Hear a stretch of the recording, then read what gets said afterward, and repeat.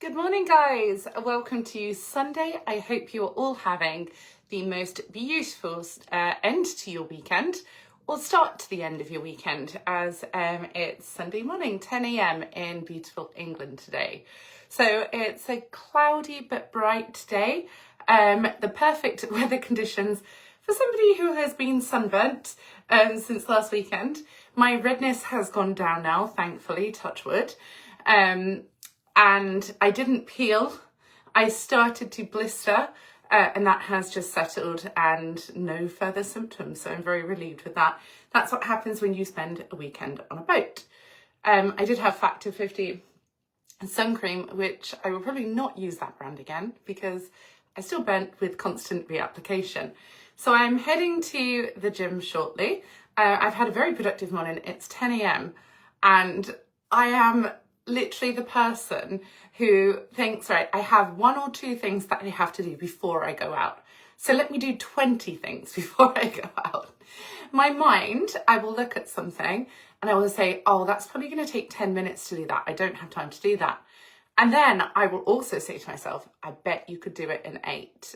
And I'm having this kind of internal dialogue of, there's no way you could do that in 8 minutes. And I'm like, yeah, really? Set a timer, go. And then before I know it, I've done something I was never intending to do when I don't have the time to do it. But I just always have these kind of moments where I think out loud, go on, you can do this, accept the challenge, make it a little bit more difficult, move the goalpost, make it a little bit more of a kind of obstacle in your path so that when you have overcome that, it feels all the more sweeter. So yes, I mean, it's been a morning of spontaneous chaos that is very productive, ridiculously productive. I'm either hyper-focused or I pick up 50 things to do at once. Multitasking versus mindfulness. And I seem to be either one or the other at any given moment. Thank you all for joining this morning. How are you and what are you up to today? I can see all of your love and likes on the screen. Thank you so much. Good morning, Luke. Good morning, Web. Good morning, Yassine. Good morning, Taka. Trying to pronounce your name, so I was also squinting. I need to put my eye drops in. My eyes are so dry. Jamal has sent hearts and Yanto says, I like your tattoos. Thank you very much. Scrolling your comments, guys. Apia says, good morning, and Dinesh says, hi, idol. Oh, welcome, good morning. So I have some supplements today. I'm not selling anything, by the way. I'm just showing you a bit of my morning routine, as people do ask me how I live as a vegan, as a bodybuilder, as a mother of 2, at the age of 37. My brother actually is a nutrition advisor, and I studied nutrition about 6 years ago, I want to say, because I really wanted to understand the body, the way that our hormone systems work, the way that we digest and process, and just get the most from our food. What can we eat that makes us feel strong, that gives us energy, so we sleep well, we feel rested, and ultimately we have a higher quality of life. We're looking at health span over how long do you live, the longevity of it, but how high is the quality of your life? Would you want to live until the age of 90 if you're going to be bedridden or chair-bound from the age of 60? 30 years of suffering doesn't seem as appealing as a lifelong celebration of health and fitness. So yes, these are the supplements that I take. As I say, I'm not selling anything, so I'm not trying to give you any information or advice. I'm just showing you my morning routine. I won't list out the supplements because I wouldn't want to influence anyone. If in doubt, do seek professional advice. Don't just take something because somebody else takes it. It really is down to what is necessary for you. I am not on any medication. So medication is what you would go to a doctor and be prescribed because you are deficient in something or you have symptoms. Supplements are not that. Supplements are natural, holistic, and do not cause symptoms if taken correctly. You're not over consuming something or missing out on something. So why do I have so many tablets? I'm not sick. I'm actually very healthy. And these are supplements, so dietary things that I add to my everyday intake because we cannot get enough from the food that we eat. Even if we eat a mixed, balanced, healthy diet, you would have to consume so much food in order to achieve optimum nutrition and health. So knowing that, for example, if you didn't have enough water, you would feel dehydrated, I have a hydration drink and I drink lots of water. So it's taking it to a 10 out of 10 in life rather than saying, I'll just feel okay. I don't want to feel okay. I want to feel amazing. I want to have the best health, the best life, and reduce my risk of illness, disease, and early or premature death. Ultimately, I think that's what we're all in it for, really. And part of biohacking is just making sure that all of your organs and everything works, to hair tickling me, exactly as it should. How you would take care of a sports car. You would wax it and polish it and take it for paint treatments and protective seals and shields, just as I do with my car. I absolutely love my car. You do the same with your body. You do the same with your home. You make sure everything works as it should. And that's why I take supplements to supplement my diet. It's not just because I'm vegan. Carnivores also need to supplement their diets. Whether it's of interest to you, that's another thing. It is completely voluntary. You don't have to if you don't want to, but if you would like to know what optimum health and nutrition feels like, I think it's impossible to ever go back on that. It would be like driving a sports car, moving to a pedal go-kart. There is no comparison as to how your body can feel if you take care of it properly. So thank you for joining. I'm just going to take these real quick as I can see your comments on the screen and I will read them in a second. I'll have a scroll. How are you all and what are you up to today?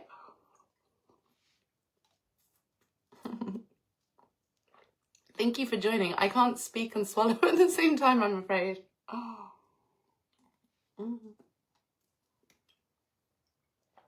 So you can probably see the hydration salts just disintegrating in the bottom of the glass there. I'm trying to keep it mixed up so it's not powdery at the bottom. About halfway now.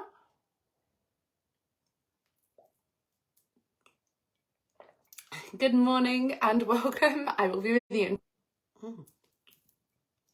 There we go, 2 at a time. That last one was very small. So thank you for joining.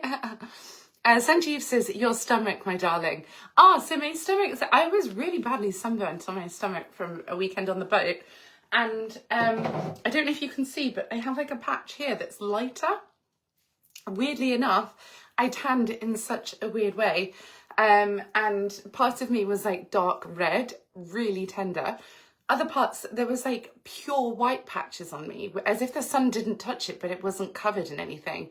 And I had sun creamed everywhere, especially my daughter, because she is very pale. She's far more pale than I am.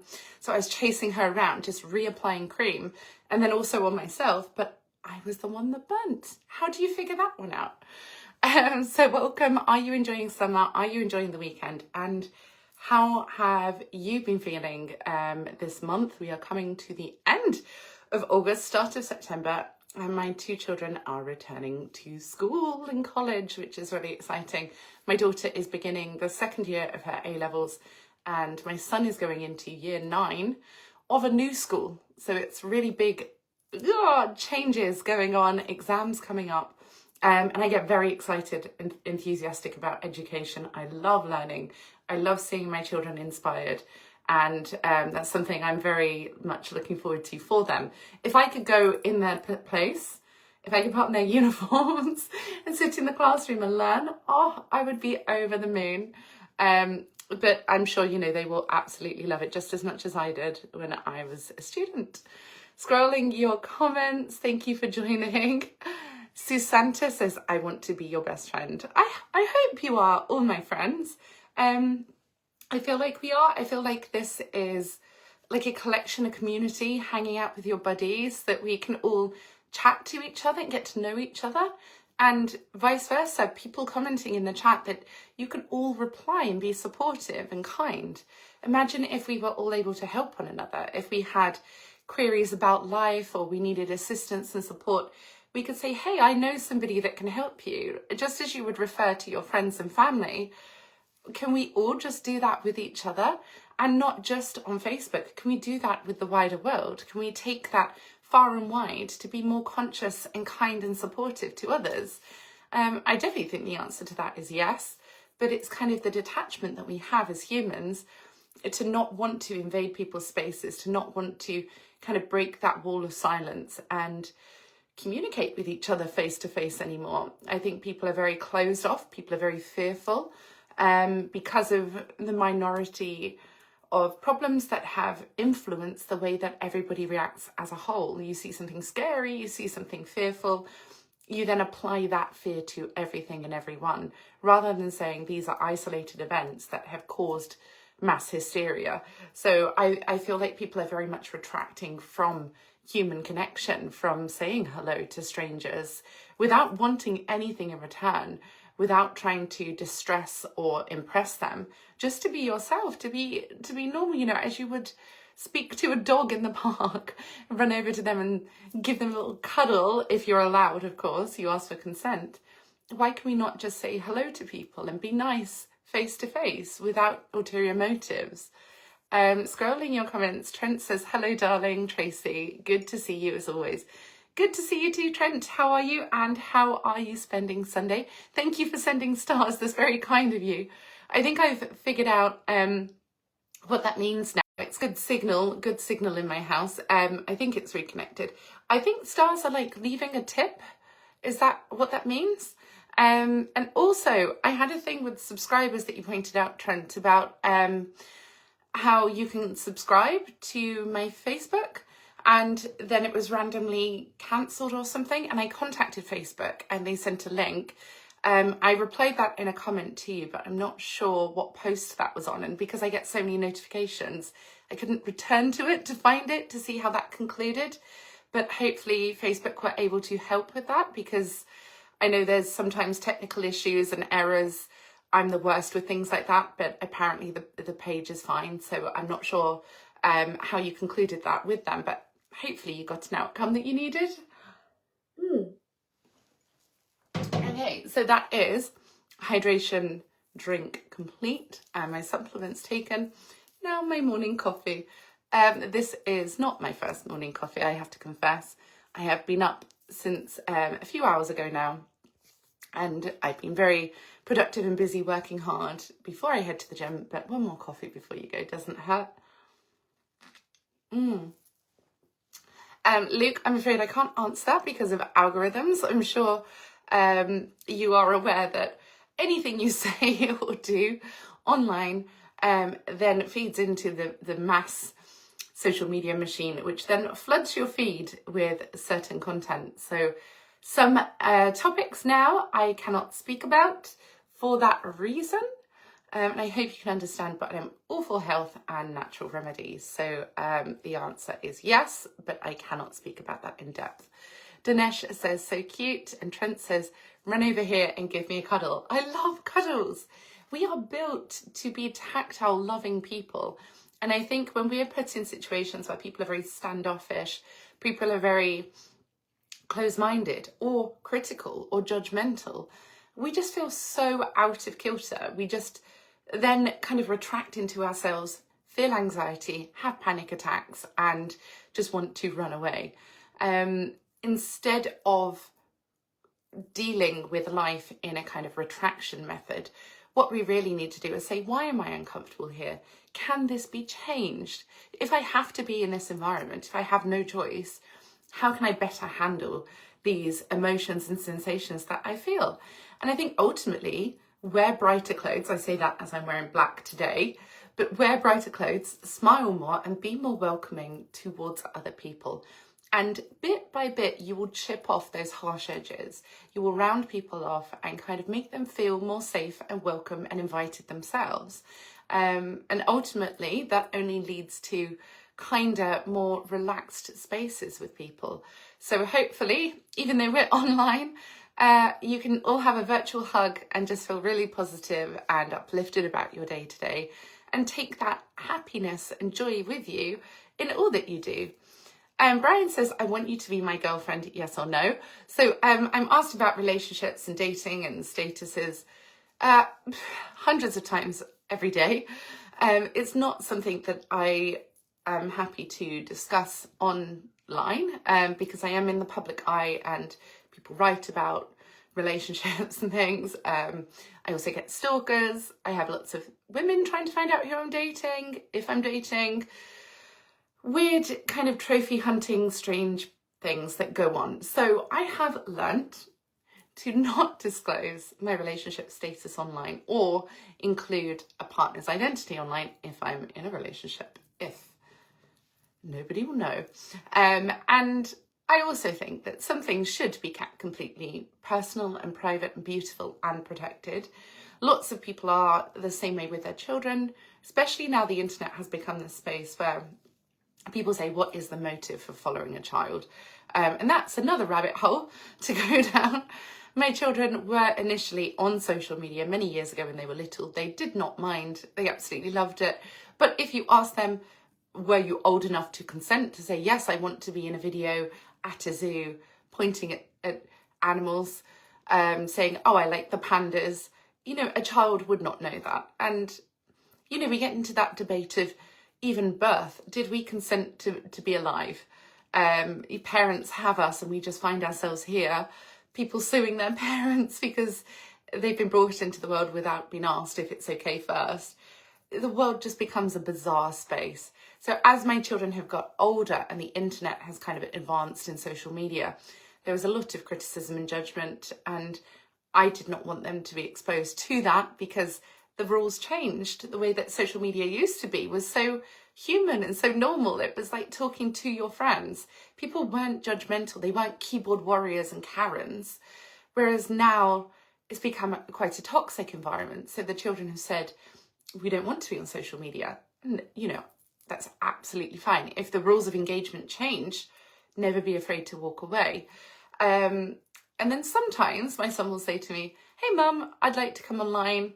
Or my daughter will say, actually, yeah, I don't mind that. Or I'll be in a photo with you and things. I leave it completely on their terms, how they're feeling, if they want to. So there's no perfect opportunity for a swig of coffee because my connection went.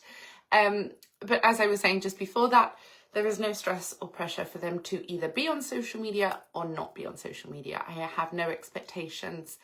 It's entirely if they ask me if they want to or not. I won't ask them. Dinesh says, happy Sunday. Happy Sunday, Dinesh. What are you up to today? How are you spending today? So I am heading to the gym shortly. I might just add a couple more challenges in before I go. I randomly get the desire to steam clean a wall or rearrange a bookshelf. My just ADHD mind, I don't know, it feels like a good idea at the time. I'm quite a spontaneous person, but then with kind of military precision and routine at the same time. How does that exist? Has anybody else felt the same way, where you have bags of energy and you want to do so much, but then you want to focus on one thing at a time? You look up and you're doing 10 things at a time, and it's kind of autopilot that you don't realise you've kind of gone on to do so many things because it just becomes normal. It becomes easy. It becomes automated. I think from being a single parent, since my children were babies and they're now 13 and coming up for 18 in October, I would have a child on my hip whilst I'm cooking dinner, and I'd be studying and reading at the same time, and then I'd be on the phone.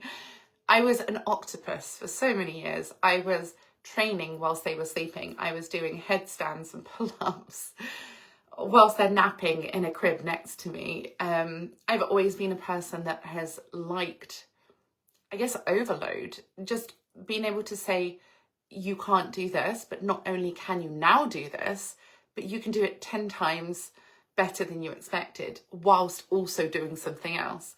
And I think that being a Buddhist, I really have to pull my mind back to the present moment and not allow myself to get carried away, as I so often do. It's kind of a bull in a china shop scenario. So I bring that back to meditation and I say, I have a very busy mind, a mind that thinks 1,000 thoughts a second. And I'm constantly contemplating, analysing, thinking about so many things, as I'm sure a lot of people with ADHD do. And then I'm trying to channel that into hyper focus. So I will lose 12 hours working on something so intently that I've not even looked at the clock. I've forgotten to eat, or I've gone without sleeping because I'm so focused on what I'm doing. And in my head, I feel I have to reach 100%. If I leave it at 82% or 94%, that's not enough because it's not 100%.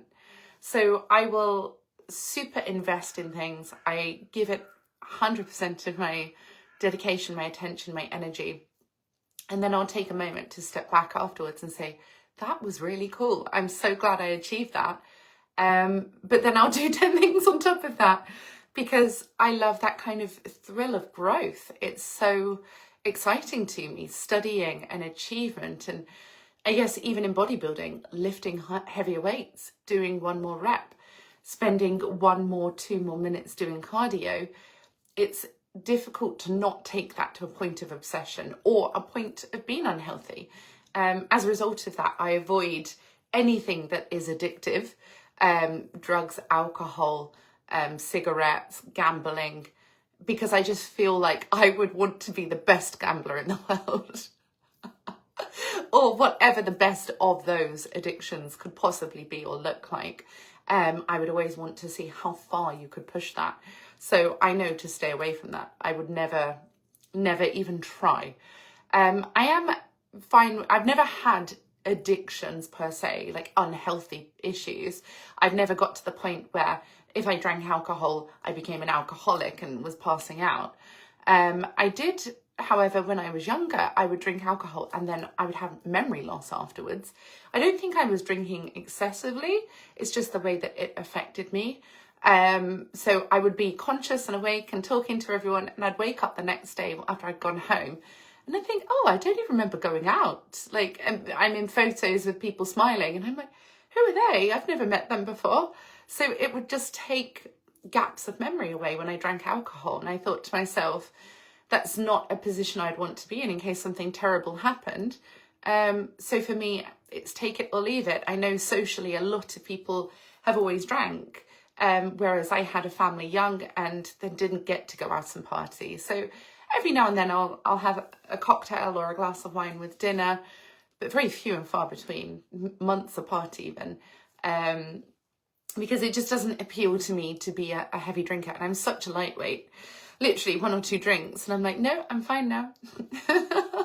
But I think I am definitely moving to non-alcohol in life. I don't need it and I rarely have it. So it wouldn't be much of a leap for me to just take away the odd drink with a family special meal or something for birthdays or Christmas, you know. How often do you guys drink, and have you ever had anything horrible happen if you've drank too much? Do you get sick? Do you get terrible hangovers? Have you had memory loss from alcohol? And how much money have you spent on alcohol over a lifetime? Imagine if you took that money and the time wasted on hangovers and you had invested that in something else, what that could look like today. Stephen says, my coffee is cooling down now. Stephen says, have you ever visited the USA? Before my connection cut out. I haven't visited America. I would love to, but again, as a single parent with my children being in education, school runs and things, it's really impossible to kind of just jet off and leave them home alone. But my life will shift in a few years once they fly the nest. They are now teenagers becoming young adults, and I'll suddenly find myself with an empty home. So I think I will definitely go travelling. It seems bizarre to think, you know, it's what kind of students do in your gap year, but I would love to go travelling as an adult. So it would definitely be on my list. I would just be concerned on the differences between gun laws and things. That really does concern me. We don't have that in the UK, but we also do have a lot of violence and crime and people having illegal weapons, of course. I think that happens everywhere. But the thought of, if you were to have a misunderstanding, I'm neurodivergent, so if and the signal is back. If I were to have a misunderstanding with someone, would they pull a gun? Like, does that happen? How do people behave with gun culture? I've never personally experienced gun culture to know, are people very reactive? Do you see guns constantly? I think I would probably take about a month just to adjust to being okay around weapons being an everyday thing. Or maybe I'd be completely at ease with it. I don't know. But I think I would definitely have apprehension around being in public settings where people have weapons. Because, you know, I struggle enough just being in large crowds and loud, noisy places here when people are just doing nothing. But yeah, I guess America's bigger and louder and more built up. So it could be a sensory overload in that respect. Trent says, I saw it, but I don't know, because for me, your profile doesn't show a subscribe option anymore. How bizarre is that? Maybe you need to do a app update or something on Facebook. I have no idea, but they've confirmed that all of my settings are intact and correct and everything's operating as it should. So how bizarre. I have no idea with technology. Mohammed says, good morning. Good morning, Mohammed. Singh says, hello, gorgeous. Hello, welcome. Nearly finished my coffee and heading to the gym shortly. Dinesh says, hello, Tracy. Hi, how are you all? Singh says, I really love you. Thank you. And I hope that you can be kind and happy and complimentary to lots of people in your life, everybody that you come across. Share a kind word, a nice smile, a sweet gesture. It really does make such a difference. It kind of melts the angst that people feel, the stress and the impatience and the anger. You can't be upset with someone who is happy. I think, you'd have to have a very cold heart to be offended by a happy person.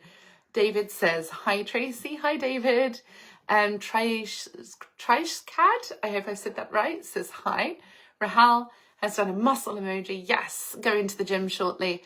Are you guys training today? Have you been to the gym this week, this weekend, or in the past month or year even? I very much feel like fitness is similar to religion. Juanto says, watching from the Philippines, welcome. Where with religion, you don't necessarily have to go to a religious place to worship. Anywhere that you are, you can be conscious of the way that you live. You can be mindful, you can meditate or pray in your own home, wherever you are, in your car, when you're at work. You can lead a lifestyle that is supportive of that religion. Just as in fitness, you don't necessarily have to have a gym membership to be able to work out. I started off with home workouts, with workout DVDs, and I don't even know if people use DVDs anymore. Coffee is done. Whilst my children were sleeping, it was called Beachbody at the time, and they were like these workout DVDs that you would put on where instructors would tell you what to do and then you would train. Then because I had my two children on my own, I didn't have time to go to a gym, and I didn't have childcare. I was completely alone, so I couldn't just say, here you go, take the children or watch them for me, I'll be back in an hour or 2 hours. So I had to train from home. So I got lots of fitness equipment at home. You can just use body weight exercises with no equipment, regardless of where you are. You could walk up your stairs, you could squat. If you're able to squat, you could plank against a wall if you can't do it on a floor or incline. So many different ways. From that, I had a home gym installed, which was really good fun. And that meant that I could train with physical equipment whenever I wanted. I also studied personal training. I became a bodybuilder, studied nutrition, and then I joined a gym. After that, I trained with a worldwide champion. He had won so many different contests in natural bodybuilding, the old school kind of Rocky Balboa vibes. And that's why I always have calluses, because he told me, don't wear gym gloves, like rip up your hands, feel it, live it. And I definitely prefer that kind of training over kind of squeaky clean, people wearing makeup and all of that. That's not for me. I like to get sweaty and dirty and just really enjoy it with people who are shouting when they lift weights, as opposed to just posing and taking selfies. So yeah, find your style of what works for you. Sometimes it's to have a personal trainer train you. Sometimes it's just to to do a little bit at home, watch a YouTube video. There are so many free workouts that you can do nowadays where you don't even have to leave your home. Regardless of where you are, you could even Google hotel workout and they'll show you how to train in a room that's tiny with just a bed in it. You know, there are so many things that you can find, and probably AI can help with that also, to create tutorials and videos for you completely free of charge. So definitely utilize that. And as I say, with religion, I used to be Catholic, now I'm Buddhist. You don't have to go to a place of worship to be good enough to be involved in that religion or that culture or that spirituality. To be able to say, what I can contribute, I am happy with. I will do my best, and at a level where I'm not punishing myself for not being as good as everyone else. Being a vegan, I haven't had meat since I was a child, since I was 5. And people will say to me, but are you vegan enough? And I'm like, what does that mean? I have animals. I've helped rescue shelters. I do a lot for animal charities. I don't eat animals. I don't have dairy because I'm dairy intolerant. So I'm not vegetarian anymore, even though I used to be vegetarian before realising, you know, ice cream and chocolate was also contributing to the dairy industry. But ultimately, we will always be told you're not enough. You're not as vegan as you could be because you have a leather steering wheel on your car. You know, so many things that we will feel guilty over. And the same in religion. Have you attended church or mosque enough? Have you given enough to the community through financial donations in collection plates and what's expected of you? Do you pray often enough? I love my poor connection. I'm very sorry that it keeps cutting out. But if we were to always measure ourselves against other people and say, are you enough? The answer will always be no, because we know that we could do more. Just as my overactive mind says to me when I am breaking as I'm training and I push myself, smash through the wall and I'm like, one more rep. My mind still tells me, you could do one more. And I'm like, no, that was my one more. That was my smash my personal best. I just squeezed another one in, but my mind says 2 more. It's like this kind of cheeky little voice that always tells me, but you could go better. And if we always live looking at that deficit of what we're not, if we look, you know, have you prayed enough because somebody has prayed more? Well, there's always going to be a world record holder that is going to do the most. And I promise you, they'll feel like they could still do more. We don't have to be the world record holders. You don't have to be the ultimate Catholic to be allowed to be Catholic, or the ultimate Buddhist to be allowed to be Buddhist, or the ultimate Muslim to be allowed to be Muslim. What you do as an individual is what you are capable of. And you should be proud of that. You should not measure that against anyone else. And something that I was writing about the other day in beauty was how we are shifting away from a very altered appearance, which is something that I felt foul to for many years as a glamour model in the modelling industry and television and social media, where everything about me was enhanced, hair extensions, nails, lips, all of that.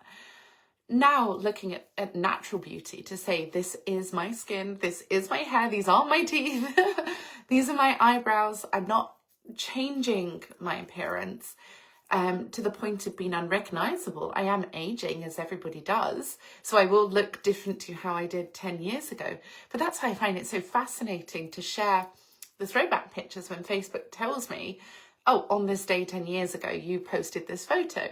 So I'm like, oh, let me put that as a side-by-side of where I am now, because it's just good to reflect upon. I don't want people to say, oh, you look really young, because I know I've aged 10 years. I don't want people to say you're better now or you were better then, because I'm not then now. I'm now. So I'm not trying to be my younger self, just as I'm not trying to compare myself in the sense of, you know, which is better. It's just, that's how I was and this is how I am. And when we look at beauty now, it's not about disguising your imperfections anymore. Before, it was hide everything that was wrong, that you didn't like, that made you feel unattractive. Hide it and replace it with something else. If your hair wasn't good enough, put a wig on. If your eyes aren't the right colour, put coloured contact lenses in. If your skin is bad, cover it with inches of makeup. Now we're actually saying, enhance what you naturally have. Wear something that makes you feel good, not hiding what you hate. Enhance what you love and allow the imperfections, because I promise you, what makes humans so beautiful is being unique. It's the kind of quirky dimples, or the way that your hair kind of sticks out when you wake up in the morning. It's the pitch of your voice. It's the curves of your body. Everybody is unique. Everybody is a work of art. And it's just about finding who appreciates that art. It's completely down to your own perceptions and perspectives as to what you will like, your preferences. So if you're not for one person, that's absolutely fine. You should not feel like less of a person or unattractive or over attractive. You shouldn't feel anything based on other people's opinions. You should just make peace with yourself and who you are. I wrote for a gallery, an art gallery, a couple of days ago now, maybe the week actually, and it's the MoCo Museum, which is modern contemporary art. Now, my daughter is an art student and we love art in our home. I love body art. My walls of my home, every inch nearly, is covered in artwork from lots of different artists from around the world. I have my own unique style. She has hers, my daughter. And I would definitely say that it's not contemporary, our style. So going to a modern contemporary art gallery, seeing Banksy and things, I absolutely loved the thought process behind it. There's a lot of mental health art as well as digital art, which I'd never experienced until now. I'd seen like light displays and things in different areas in London where you could like walk into big archways where they project things, even emojis and things like strobe lights. It was really kind of out there. But this was digital art in nature, which really resonated with me and I loved. So as I say, my daughter is very old school art. I'm not quite modern, but I'm a little bit closer than antique. And this was modern contemporary that we were experiencing together. And it was really thought-provoking to kind of share those different perspectives and perceptions on art. And when I was looking at this natural digital art, they showed trees, water, sunshine, clouds in a very geometric way. So we think of modern life, skyscrapers and buildings and straight edges, everything is geometric. Everything is built almost by a computer to fit into a box, and houses are square and buildings are rectangles, roads are straight. Whereas nature is anything but that. Nature is twisted and curves towards the light and fits through gaps and just grows organic and beautifully soft and swirling and ripples, as you would imagine. So for the digital art to combine nature with geometry, to put square trees, it felt like Minecraft slightly for my son's favourite game, but also to see the sun setting in a square with clouds that were in squares, but also very believably square. It wasn't as if it was cartoonish.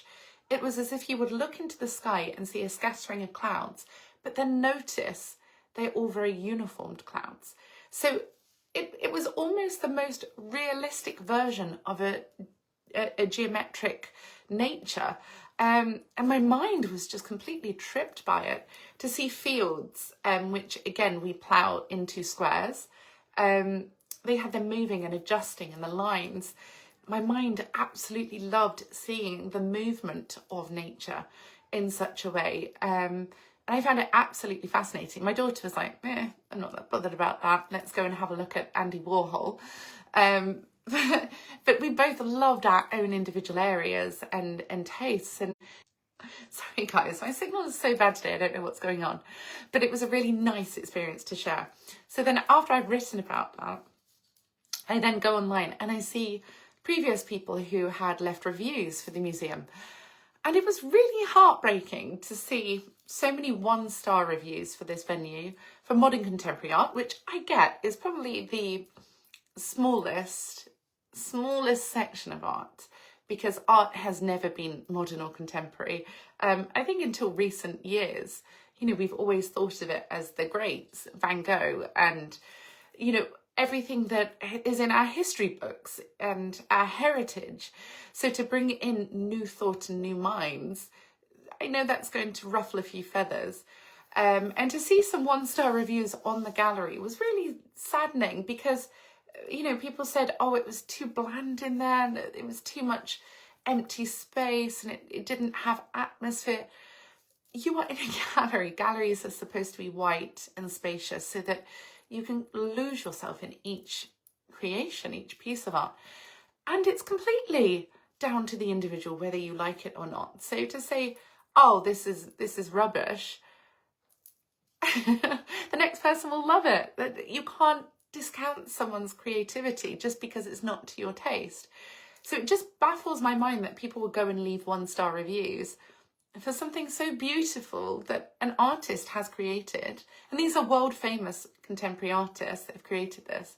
Just because someone says, oh, I prefer old school art. Well, don't leave a review about your preference. Why try and shame someone's work? Like, that to me just made me feel really shocked that you can have adults on this earth who would say, just discredit people. I wouldn't go to a steak restaurant and say, oh, you don't do vegan food, 1-star review.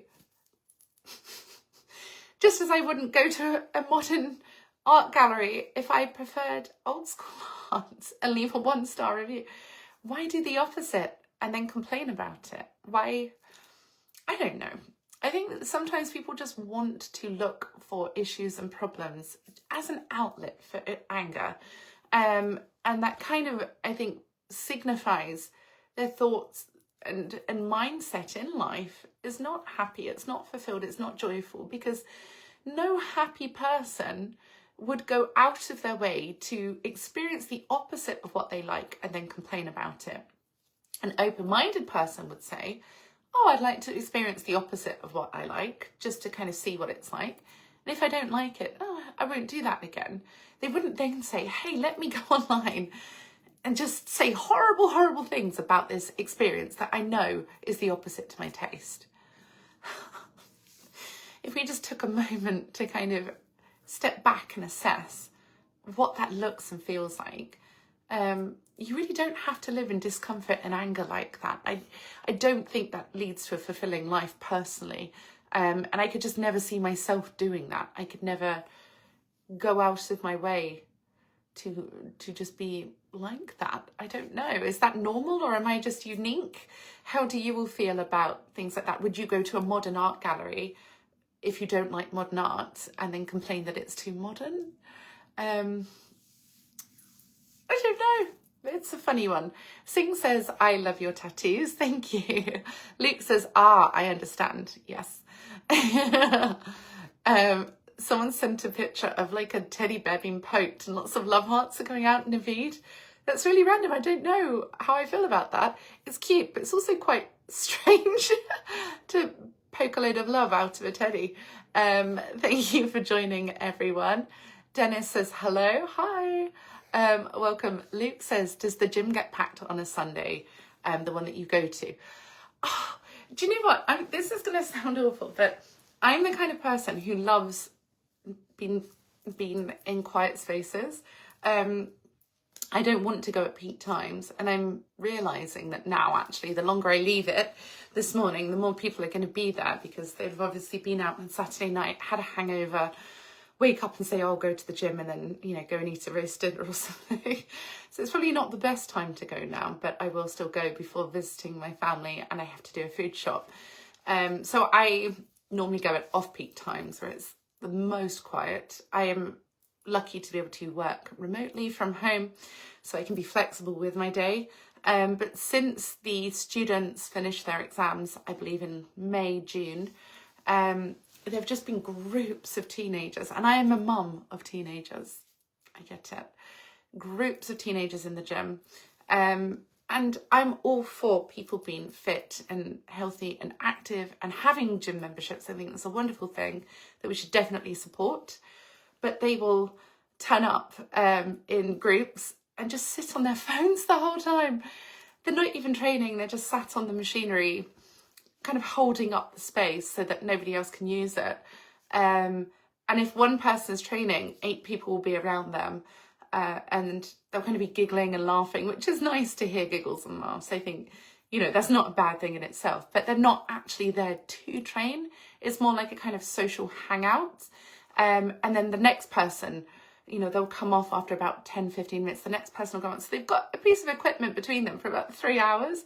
And if you're going in to have, say, an upper body workout, you're going to have to change your workout because you're not getting on any of the equipment. There's just too many teenagers kind of lounging around using up all of the equipment, rather than kind of going in with the intention to say, I've got 30 reps to do this, and then I'll move on to the next piece. And then, within 5 or 10 minutes, that equipment is available and you can hop on, and you can at least queue for it, or say, oh, when you're done, I'll jump on next. And they're like, yeah, cool. So it's annoying if you are a motivated trainer, participant at the gym, if you want a specific workout.